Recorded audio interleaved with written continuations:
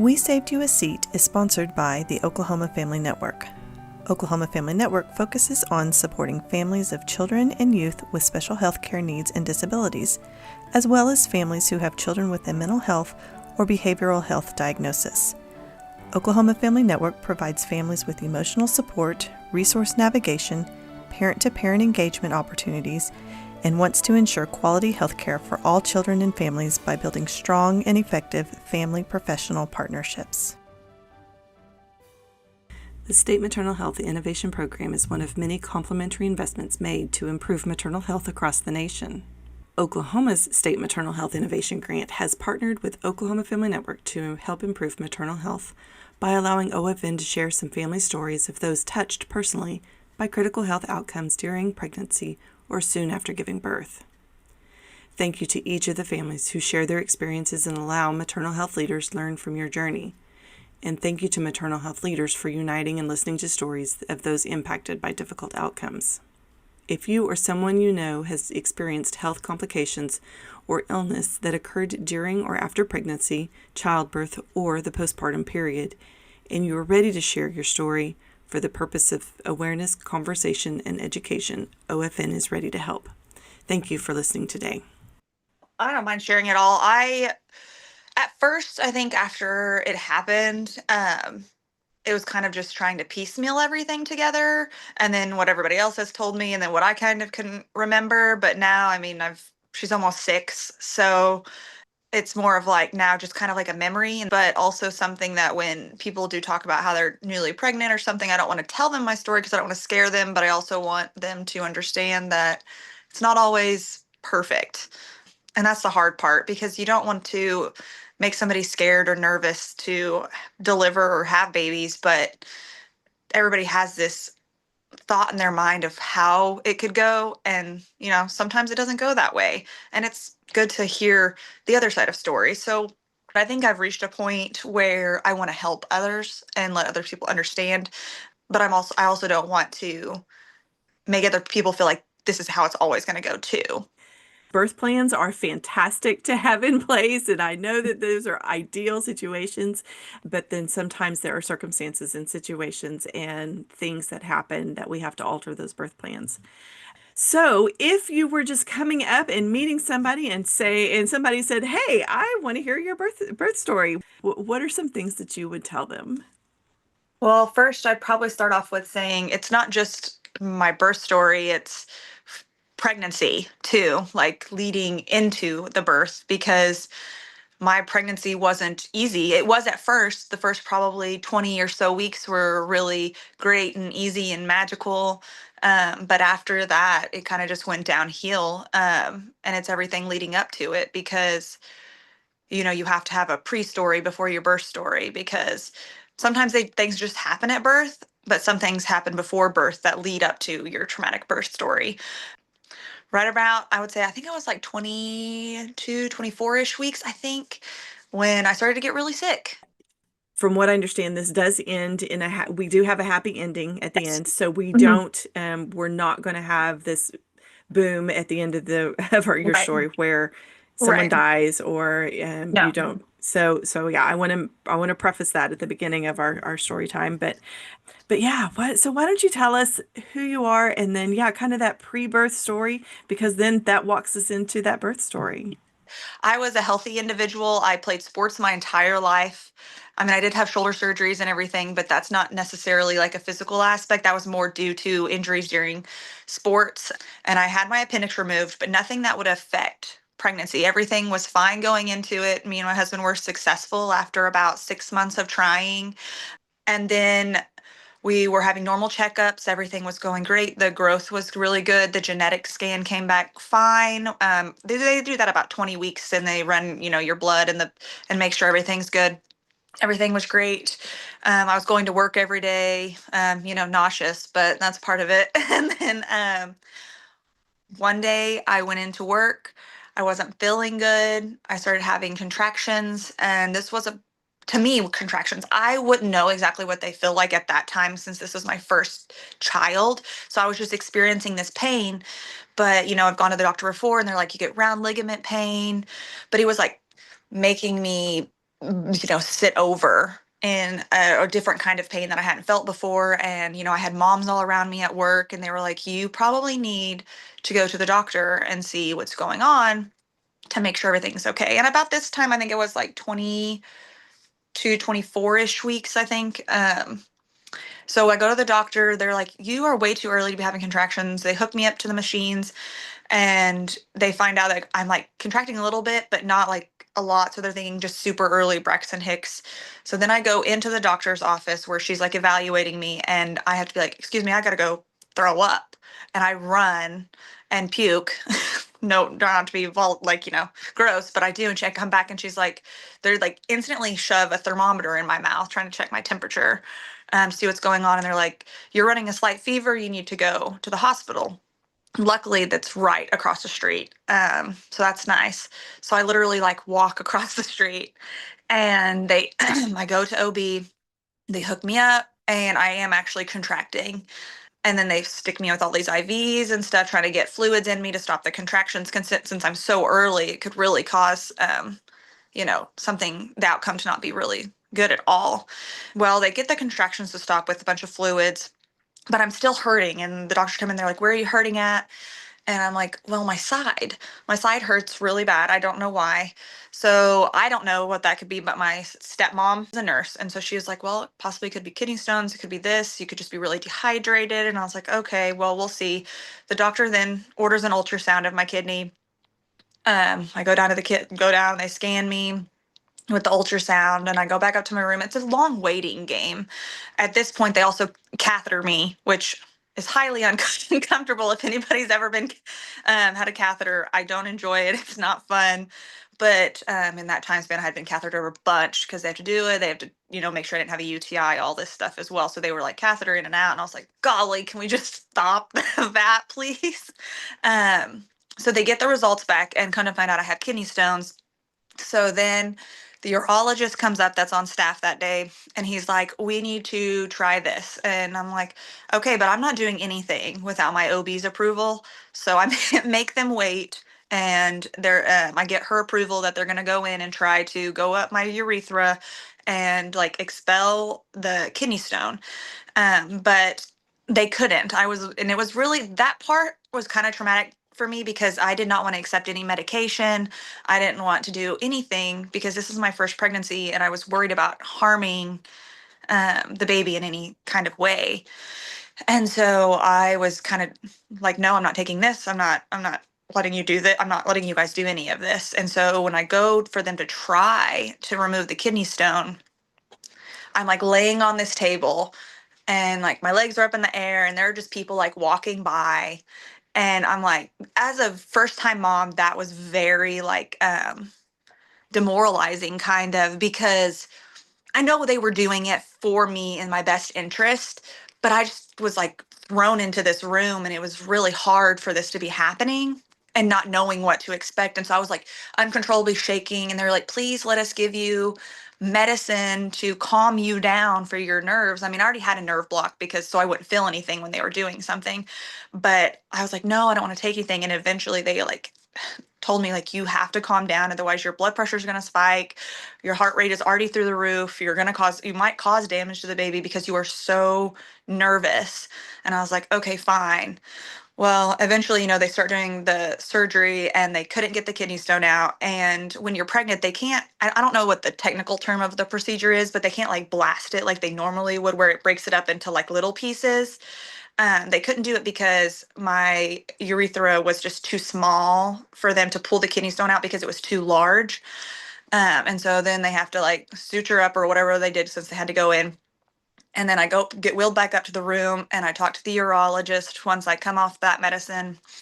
And he's like, we only have one other option, and that's to do a nephrostomy bag in your kidney. So that would require a whole different surgery, where there's like, they go in and you have to lay on your side, and they cut you and where your kidney's at and stick a tube in it to drain your kidney until you deliver, so that your kidney will release the fluid that's inside of it. And again, I was like, wait, I want to talk to my OB. I'm not doing anything until I talk to my OB. And that was kind of the beginning of where the trauma kind of starts and how the pregnancy gets very complicated, because it was just very much an uphill battle from there. I would say a lot of downhills too, but that's kind of where it begins.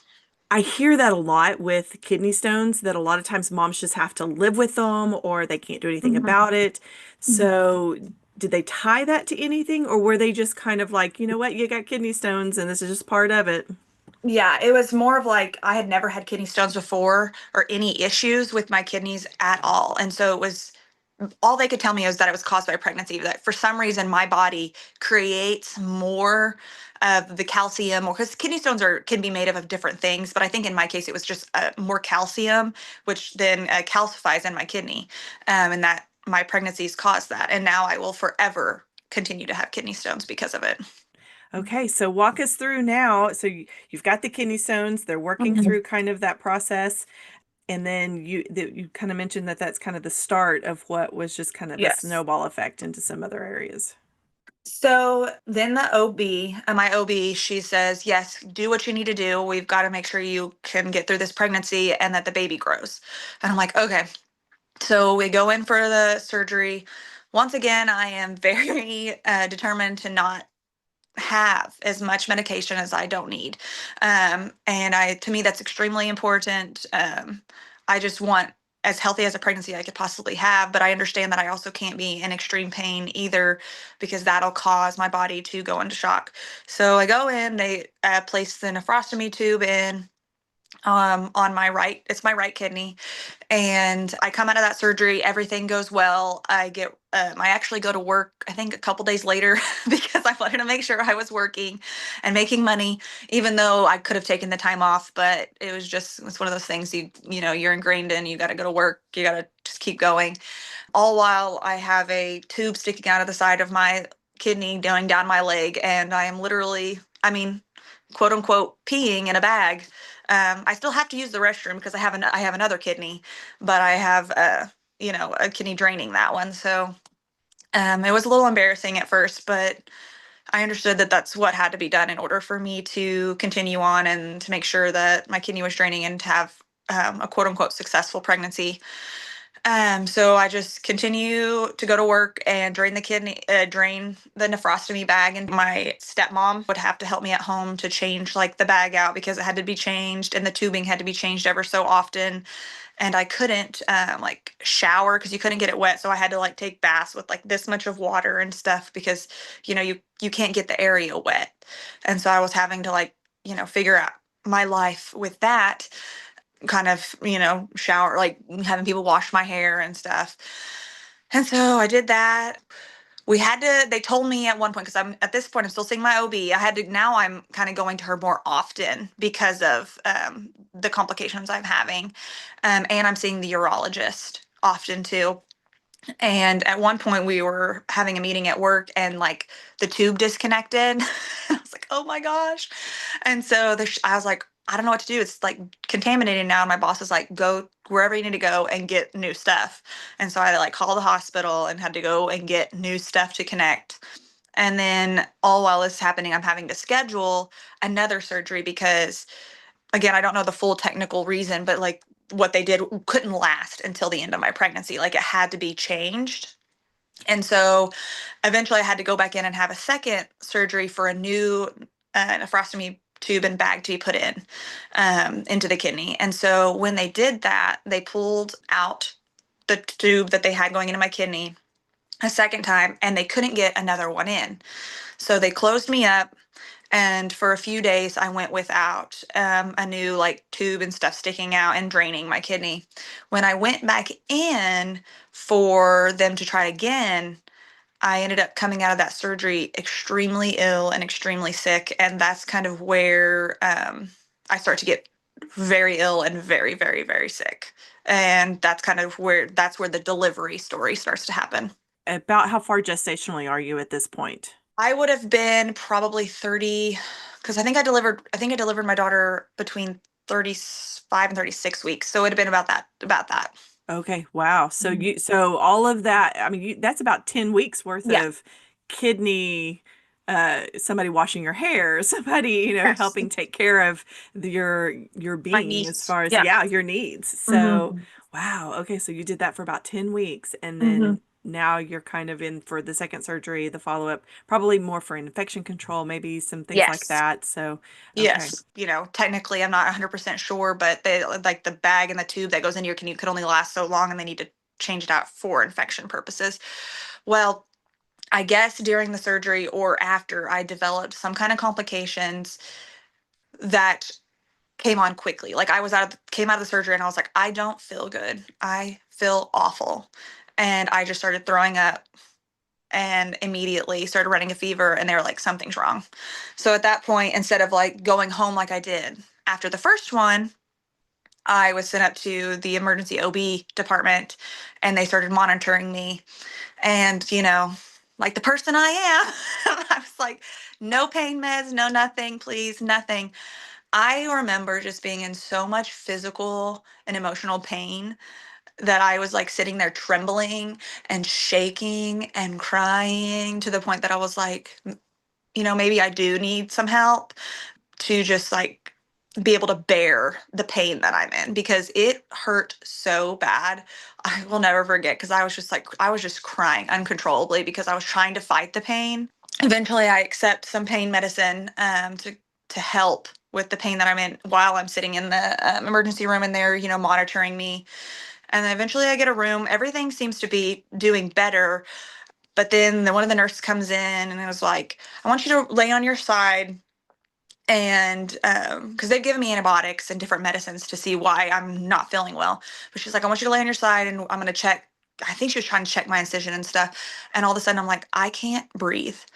And they like, my oxygen goes down and they throw a mask on me and they're like, you look like you're oxygenating okay. I mean, it went down a little bit, but you look like you're. But I was like, I cannot breathe. And they just kept turning the oxygen up, and I was like, I still cannot breathe.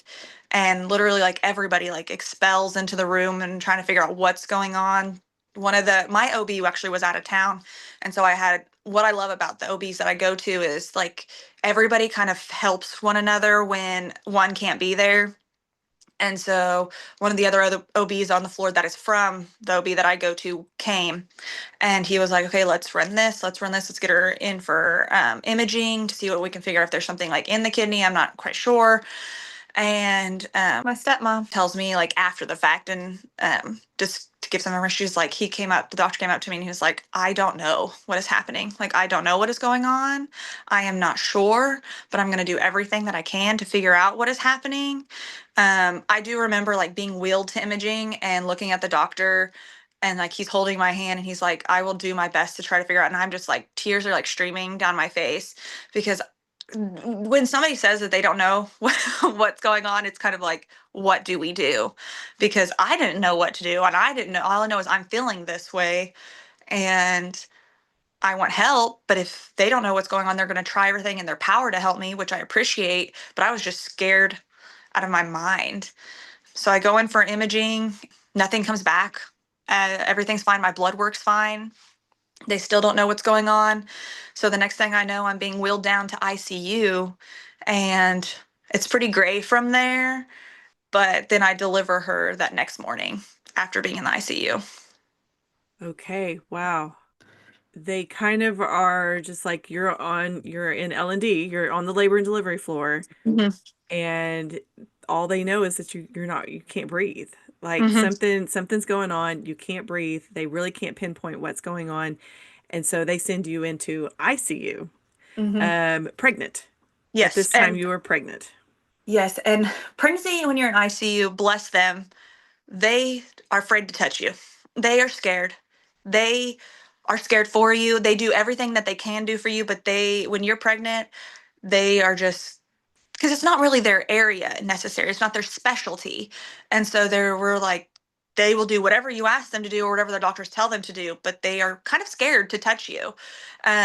So I felt for them in that scenario because I didn't know what to do and they're scared. I'm like, I don't understand what's going on. I just know that I was getting poked and prodded and I had like a central line coming out of my neck because they were just trying to like get as much blood and as much information as they possibly could. And I think my levels kept going down. And so eventually like they're just going in and out of the room doing what they need to do. And the next morning, the doctor comes in and is like, we need to have an emergency C-section now. And I'm like, what is happening? I do not understand. I can't make sense of anything. And you know what my rational brain, well, I guess I should say my irrational brain does? I get on the phone and I call to make sure that my work can get my maternity leave going.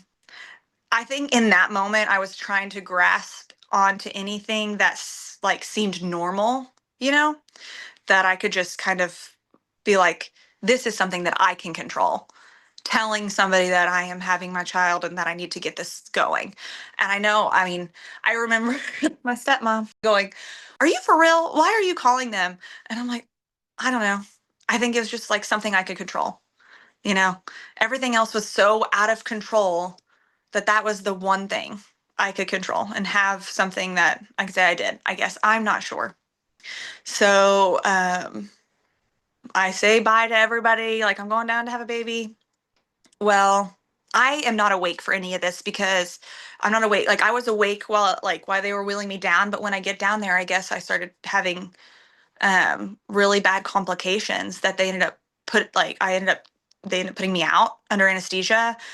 And the next thing I know, I wake up and I have a tube down my throat and like the little air coming through the nostrils. And I have a child that I delivered that I had no idea that's what happened because I thought I was going to be awake and get to experience everything, but my body just couldn't take it. So they had to vent me so that I'd be able to breathe because what I found out after the fact was that I actually died twice and they had to resuscitate me during my delivery. And that's why I came back out intubated. And I came back out and I was like, I couldn't even talk. I had to like write on a little pad. And I was like, where is my child? I literally said, I was like, where's my child? And they were like, she's up in the NICU. And I was like, okay, why are you here? I was telling my husband, I was like, you go to my child. I don't care about me. Go to our child like now and stay with her because I don't want her up there by herself. I mean, there's a bunch of people down here. You go up to our kid. That was like literally when I opened my eyes, I was one of my first things was like, where is my child? The other thing was like, I felt like you had this thing down your throat. And so I was like, I couldn't like breathe, if that makes sense. Like you can breathe, but it's like restricted in a way. So it felt really, really odd. Um, I didn't get to see her for almost 24 hours. And I remember fighting and fighting to be able to get off of everything so that I could go up there, even if they had to will me. And the doctors kept saying no. And I was like, oh, I'm going to walk up there whether you like it or not. It's like, I don't care. Yeah. And so I eventually did. And they got mad at me. And he's like, we had to resuscitate you. You do realize that you had an emergency C-section. You are fighting us. And I was like, but this is my child. I don't think I mean, I think they understand that. But in my brain, I was like, that's where I need to be. That's number one. Yeah, even it's so bizarre what happens to a mother's brain and a mother's, innate system. It's like I don't care about myself, but I need to see my baby. I need to hold my baby. I need to know my baby's okay. So, wow, yeah. So even you in some of your sickest moments, that was still in your system and in your brain and part of who you were. Yes, that's where I wanted to be and what I want to do. And bless my husband's soul, he knew that I wanted to breastfeed so bad. Like that was something that I had in my birth plan that I wanted to do. That he was like, since she had to go up to NICU, he like signed a waiver for her to get donor milk. And I was like, bless you for doing that. And because I mean, I went through so much, but I'm sure seeing me and experiencing that through his eyes was just as traumatic too, knowing everything that happened. So you're kind of like in that 24-hour mode. You are now off of the vent. Yeah. You are well, I use that term very loosely, well enough to go down and see your precious baby. And I mean, I can't even imagine what's going through your head. I mean, it's like, okay, I'm alive. Hmm. I need to see my baby. I want to be with my baby. And then what was that experience like being so sick to have the moment? And then I definitely want to get into what ultimately they said went, what were Hmm. some of what was some of the diagnoses, I guess, that Yeah. kind of led you into some of that. from the moment like that I woke up to when I got to see her for the first time, I think was probably the most intense moments for me because I was still trying to figure out or wrap around my head like, did I do this? What's going on? Why can't I go up there? I mean, like, I know that I just had this and I can barely move, and I'm having to get all these antibiotics and these fluids and stuff, but to me, I just wanted to go up there and be able to see her because everybody else got to see her. And I was like the only one that didn't get to yet. And I was like, this is not fair. But they're doing it for my safety. And I realize that now, but in that moment, I don't care. And I do owe my life 1,000% to the doctor that delivered my child. 1,000% I owe him my life. Like, he saved me 1,000%. Because once they, expel the baby from your body via an emergency C-section, they could actually like help you a little bit more. And so they were able to then pretty much save my life after that. So once all that happened, I was having to do like these exercises to cough, like this little thing you put in your mouth and it like makes the ball go up and down. And so I had to kind of reach certain parameters that they would allow me to even go up there. And they still wanted me to wear a mask and everything, and they couldn't because they didn't know why I was sick at this point. They still didn't understand what went wrong and why it went wrong so fast. Um, so when I finally got to go up there and see her, I cried a lot. There were a lot of tears, a lot of hurdles that she had to jump through to be able to even be released from the NICU. Um, and I mean, every couple of hours that I could go up there, I went up there if they would allow me to. Because at this point, I'm still in the ICU, so I haven't even been transported up to OB yet. Like, I couldn't really move my legs. I had to like be wheeled in a wheelchair up there, and but I was really determined to breastfeed, so I wanted to be able to pump. The lactation consultant would come in, and then I would pump. And one thing about me that we learned after this fact is I don't do well on anesthesia. Like, it transforms my personality to where I'm pretty mean. And I don't mean to be. I don't. But I'm pretty harsh. And I'm like, no, like when, for instance, like my best friend showed up to the hospital and she was like trying to help me and I was like pumping and she just spilled like a drop of breast milk and I just lost my mind. And I was mean to her and I don't mean to. I mean, we talk about it some to this day. And I was like, I really don't mean, I didn't mean to be mean or angry. It's just something that when I'm on anesthesia and on all this medicine, that my body just flips and reacts that way. Yeah, and to your credit, you had just not only the anesthesia, but the trauma, and your baby's not with you, and you just gave birth, and you have hormones, and I mean, so just compounding the issue of the Yeah. anesthesia. I mean, Yes. whew, yeah, there's a lot of emotions tied to that.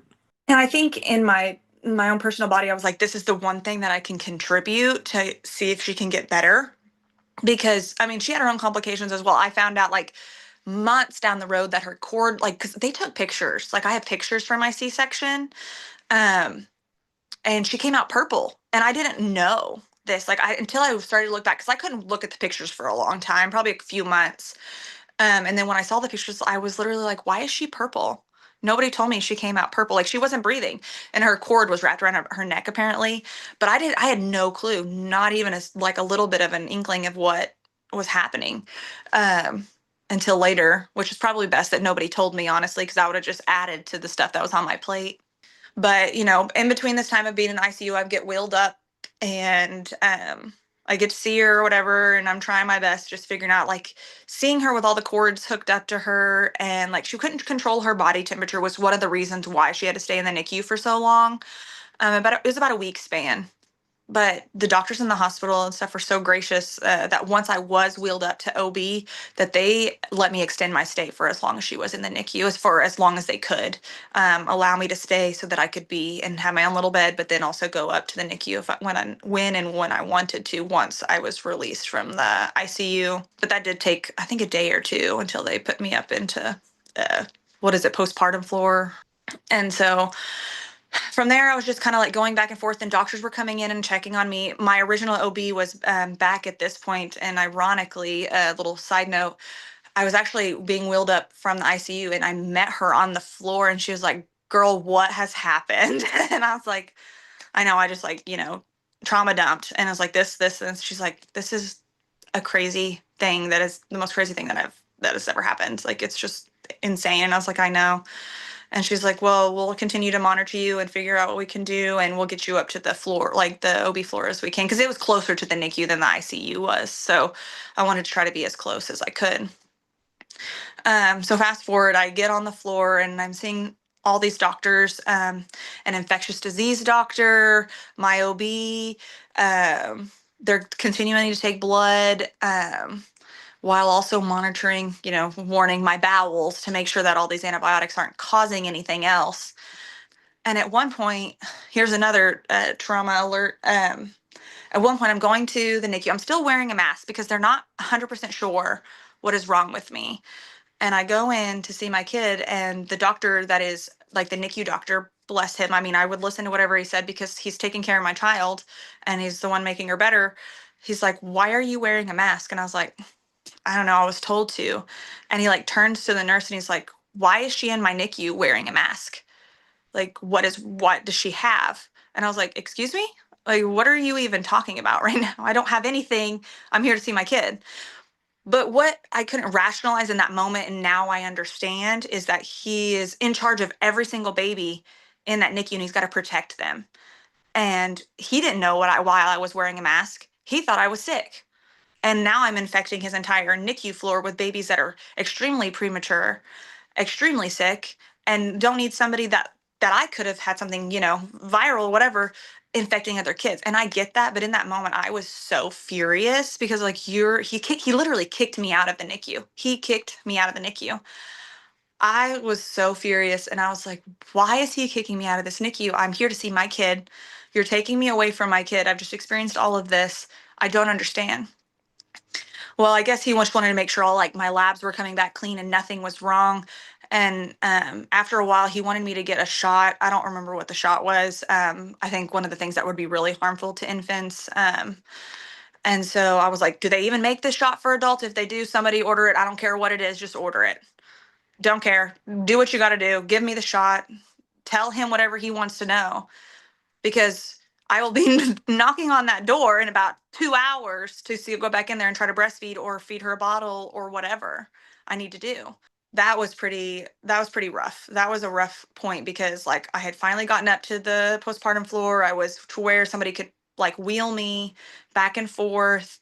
I was trying to pump around the clock so I wasn't sleeping. And then yet another thing happened that just like broke again. And I was like, now I'm again being forced not to be able to see my child. Rationally now I know why. Then you couldn't tell me otherwise. I was so furious. I thank him. I love him. I understand. I was just really upset in that moment that that was happening. And funny, I mean, funny how we look back and this is pre-COVID, right? I So, mean, barely pre-COVID. I delivered in December of 2019. So, barely, yeah, you're right. Barely yeah. pre-COVID, and now a mask inside the NICU is not unheard of. Yes. And so they get me what I need and then at this time that I'm waiting, I come in, the infectious disease doctor comes in and he's like, I'm not 1,000% sure what is going on with you. We do know that you went septic. Um, your body just couldn't handle what was ever happening to you and your body went completely septic. So that is why they were pumping me with all these antibiotics, trying to get whatever infection was inside of me out of me. I think I was on a lot of different generic kind of antibiotics, just trying to figure out which one would make me feel better because I was still looking pretty, pretty bad for a while. Pretty drained, pretty, you know, my under eyes were really dark. I was really little. I had lost a lot of my weight really fast. I was shaking a lot, but they still, to this point, couldn't pinpoint what was wrong other than the fact that I went septic at some point between them changing out my nephrostomy tube the second time, like when they closed me up and then try to change it to the point that I wound up in the ICU at some point. They're just trying to pinpoint some of the variables of what, Mhm. what is it that happened, which is a puzzle that there is no picture to. It's just we got to figure this out. So what were some of their next steps? They sent off the kidney stone because once I finally delivered, they couldn't even I had was trying to heal from the C-section, so they couldn't even send off the kidney stone yet. Like I had to go in after I was home, like the next day after I got her home, the next day I went and had the kidney stone removed and they sent that off. But in the hospital, they just kept running tests and nothing would come back with a definite answer. I still to this day don't have a definite answer of what went wrong. They still don't know because all the imaging came back clean, all the scans came back clean, all the blood work was fine, except for they knew I had some kind of infection. That was it. They don't, like, I still don't know. So to this day, you just know that you went septic. You have no real answers. Mm-mm. Nope. None. Wow. Yeah. I mean, I guess if you want to call the boom on that, that would be the boom. Like I don't have, the full circle of why it happened and why my body did this and why my body reacted the way it did. Um, it just did. It's crazy. And I guess that'll lead me into like you have this mindset of what a beautiful birth and experience will be like. And I think that no matter what I do, I'll always compare everything to that. Trying to, if in the future, have a better experience than that for me and my child. Um, because like when she was still in the NICU, like I would spend as much time in there as I could. And I remember like them giving her first bath. I'm sure that nurse thought I was just. I'm surprised she signed the release form on me, but to take my kid home because I remember her giving her a bath. Them giving her a bath. I was scared to do it, and I literally cried like the entire. I have a 2 or 3 minute video of them giving her a bath, and I was crying and sobbing in the background the entire time and I'm sure it was all, like all my hormones and everything that I was going through. And they have to do like an emotional evaluation on you to make sure that you can maintain your kid. And I think me going up there so much helped, but I'm sure they were kind of like, is she emotionally ready for this? Because I mean, pretty much every single time I was in there, I was crying or sobbing based on what they were doing or what I could do or anything that was happening. So I kind of felt bad for them in that moment because they were probably like, there's something wrong with her but I just cried so much. It's pretty emotional for a while. Yeah, it's pretty emotional for a while. I think your tears were justified in so many ways. I'm just so sad that they couldn't really pinpoint what the sepsis was from. And Mhm. I mean that's kind of scary in a way, just not knowing and having Well, those me answers. We had like if I was to guess, and my stepmom was thinking too, like if you were to interview her, she'd probably say that she thinks I might have had COVID, causing me to have the breathing issues that I had. Now the infection is something else. We wonder to this day if I had COVID or some form of it that I may have gotten once the infection started, and it like transformed into that. But they at that point weren't testing for that. And so we're curious if maybe that was what it could have been, but like I said, we don't know. Have you had successful pregnancies since then? Or has it kind of always been a real scary experience every time? So with my second daughter, of course, I have kidney stones. I will always have kidney stones. So I did get kidney stones when I was with her, like more, because even after pregnancy, I get kidney stones. Um, it was better. I still did go into like a little bit of early labor, but I was only a few days away from my scheduled C-section. Like I won't ever go further than 37 weeks because I don't want to push my body any more than it needs to. So like I delivered her a few days before 37 weeks since I had gone to the hospital a few times with like preterm contractions or like if I had a UTI or something. Um, but I ended up having intense contractions on the way to work one day, and I was just a few days away from my scheduled C-section. So at that point, we were just like, let's just go ahead and deliver her too. She ended up being in the NICU as well, but when they were pulling her out, she had just swallowed some fluid, so she wasn't up there very long and she got to come down to me in my actual room even though I did go up to the NICU and see her. That was semi healing but not fully, but since she still had to go to the NICU. And so here again I was like, are you kidding me, I'm doing this again? But it was a different experience because once they got the fluid from her lungs she was fine after that. Yeah, those second experiences inside the NICU, you're like, I did everything right. I did everything right, and I could not keep my baby out of the unit. So, Yeah. yeah, I hate that. So I know today's conversation really focused on that maternal maternal health aspect. And I just want to thank you for allowing us to hear your story and to hear pieces that will help future families, kind of understand that sometimes we don't get what we expect. And we are thankful for a positive outcome, at least. Yes. I do want to say, like, if my doctors happen to end up hearing this, that I'm thankful for them and that I'm grateful for them that they did everything that was needed to be done to save me and save my child. And without the medical intervention that I received, and I don't think until we realize how much it's needed, how thankful we are for it.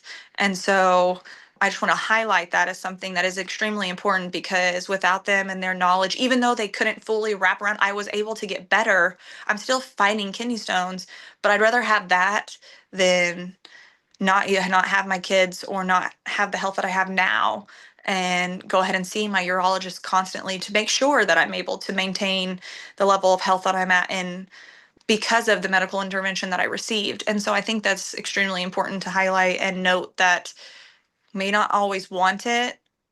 We may be resistant, but it's important. And they're important to saving our lives. And I think that's just something that needs to be said and understood, that it's okay to ask for help and to receive help. I love that. And I think that's a great way to wrap up. So I just want to thank you, because I know that this is a hard piece, hard conversation. And so I just appreciate you doing it with us. Thank you for listening to this episode of We Saved You a Seat. Oklahoma Family Network promotes family-centered care and provides tools so families can make informed decisions, advocate for improved services, build connections among families, and serve as a trusted resource in health care of children and young adults. If you would like to become a supporting family or get in touch with another family, please contact Oklahoma Family Network at oklahomafamilynetwork.org or by calling 405-271-5072.